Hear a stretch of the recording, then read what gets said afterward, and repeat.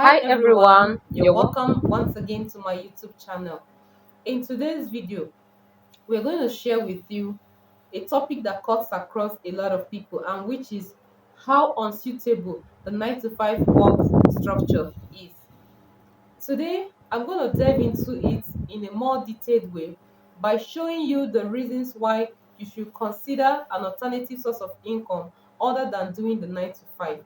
Have you ever been feeling trapped before, in the sense that you're in an endless have you ever been feeling trapped in an endless work schedule, struggling to balance life and work together? Oh my dear, you're not alone. We are in it together. I was there for the past 10 years until I decided to call it a quit, and here I am today. I want to show you how unsuitable it is with the following points. Number one, the 9 to 5 work structure lacks flexibility. For instance, imagine clocking in at a particular time every day and clocking out at a particular time every blessed day of your life. So now, when life throws uncertainty to your direction, what will you do? Take, for instance, a mother, because I am a mother of three amazing kids. Sometimes your kids may fall sick, your spouse may take ill, something can just happen. Your in laws, your dependents, like the other time for me, my domestic help decided to abscond. I was thrown off balance. For 2 days I couldn't go to work. And imagine what my supervisor said. He gave me only 2 days to report back to work. I it was really stressful for me trying to get someone else to take care of my kids while I'm not away. So that's how unflexible it is. It doesn't suit everybody's schedule. It may not suit you so well as a mom, same as a father, even the singles. Because I have a colleague who was asking me, when will men see me to mingle and marry me? Because virtually all the time I'm here, day in, day out, weekend, Sunday, I'm always in the office. And not that we even close early. Sometimes we close very late. You clock in around 7:15 and you leave sometimes around 7 in the evening because now you now have to take like 1 hour 1 hour commuting back to your home.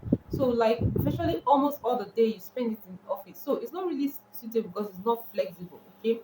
So now point number two is this.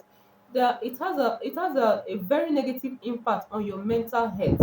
Yes, on your mental health, it has a very negative impact because there is this mirage of work life balance. Work life balance is not really work life balance, as you know, and people preach about, because there is no balance in this case now, because you virtually spend all your time doing a particular thing for a fixed number of time. There isn't any other time for you to balance your life, have some time out with your loved ones or with your kids. Like for me as a mom, it was just on a Saturdays and on Sunday, and most of the Saturdays and Sundays there is also trainings embedded in them. So virtually in a month, you may just have one Saturdays to do all the chores as a mom, to run your cooking, to do the laundry, to you get things done. You just have just 2 days in a week, which is Saturday and Sunday, and which is barely enough. And that is why on the weekend, when it is Monday, you see our faces are contoured because, oh, it's another Monday again. Yes, that's because there's no joy there's no balance, and it's not friendly to you. So that is why you always complain. Okay, so there's no work life balance, and the impact on your mental health is tremendous. Okay, for instance, me, I used to experience this heartburn. I used to experience this chest pain in my office anytime I come to work, and I sit down and experience it. So over time, after I visited the hospital, I found out that it was from my chair. The chair I was using to sit down wasn't comfortable. So I politely complained to the management that, please, I need to change my chair. It's giving me some chest pain and I can't continue like this. They told me, you need to manage it too, that there's no chair now. Before they will send chairs from Lagos and all that, it will take time. I was like, so it should not be at the detriment of my health. So what I then decided to do, I decided to be standing up most at times until they now brought a new chair. And even when they brought the new chair, it became another issue for me because I started having waist pain and back pain. You get me? So I ended up taking some drugs, and in fact, my health was at risk even my eyes, because constantly I was being exposed to the rays of the system, because for those 10 years I was working with the personal system, so it's not really okay on our head. So that's how unsuitable it is. Another point I want to raise to you is this aspect of monotony. Monotony is a situation where you do some certain set of route, some set of job the same over and over again for a long period of time. So in my case, it was actually that monotony or monotonous job that made me say I'm not doing again, I'm not going to work again, because virtually for 10 years I've been a teller, debit credit transfer, debit credit transfer for 10 years. I did not attain any other position. I did not move from my desk to another desk. It was just general manager teller, AGM teller, CEO teller. Oh my god. I was like, I sat down one day, I asked myself, is this what you will be doing all days of your life? No room for improvement, no room, no nothing. It's just that one point, stagnant. No promotion, no appraiser. It's just the same point. And I was just so bored that I decided to call it a quit. So that monotony and lack of growth is really, really a big point to note, to show you that really this 9 to 5 work structure is really, really unsuitable. Another point I want to raise is this: the number of hours a lot of people take to their workplaces. The other day I was out there, I said, let me go and get something. I think, yeah, I wanted to give someone something in the vehicle. I came out and I saw a lot of workers lined up on the main road. And then that was when they recently increased this fuel price. So even the vehicle you see, the price they will call for you is really, really outrageous. So a lot of them were trying to cut costs. So they were not entering, because how would you expect a driver to buy a bus driver to buy fuel, and at the end of the day you expect him to carry you the same amount he has been carrying when the fuel have not gone up? No, it's not possible. So they need to cover up. So what they did was to double their fares, and that actually had a very big toll on most 95 workers who are really earning very little, and that made them, during that period for the past 1 week that they raised that fuel price, a lot of people trekked. And you see a lot of people trekking with their bags, or they will wear slippers and trek distance before they will now enter, trying to cut costs. So now those those firms they are working with, they did not see, they did not even consider them. No, they though most consider, majority did not consider, because trust the capitalist system. They want to maximize profit at all costs. They don't care what their staffs are going through. They don't care what you go along the way. They just don't care. All they know is that you are there at that particular time to giving your best, and at the end of the day they pay you salary, because it's a transaction you people are doing now. It's a transactional relationship. So you give them your time, put in your intellect, put in your best, and at the end of the day you're paid salary. So it's really, really unsuitable, because when you calculate, like for me that time, I just sat down and I calculated how much I spent on transportation, and I found out that it's almost 1/3 of my salary, and I said no, this has to stop. Instead of that, let me use that money and go online. And that was how I took that decision and said no, I've already made up my mind. Let me just go online and be earning my money from online, instead of putting in all my time here, and at the end of the day the salary I'm paid, only transportation alone I've taken it, feeding alone I've taken it, house rent, children's school fees, a lot of things you send to in-laws, you take care of this and that, your personal need, a charity. The money wasn't enough at all. Because we are not even paid much, coupled with the economic situation. So it was really, really unsuitable for me, and I decided to call it quits. Then lastly is adapting to modern lifestyle. For instance, I remember when I wanted to quit my job, I sat down and asked myself, okay, if I should leave now, what can I do again to earn income other than this job? And I found out that, oh, for those for those years I've spent there, I've not really taken my personal development seriously, because virtually there's no time to do that. There is just no time. And you are always attending to customer from morning till evening. Then from there you're thinking of how to go home. After home, you're thinking of your kids. Perhaps as like a mom, I come back and assignments are waiting for me.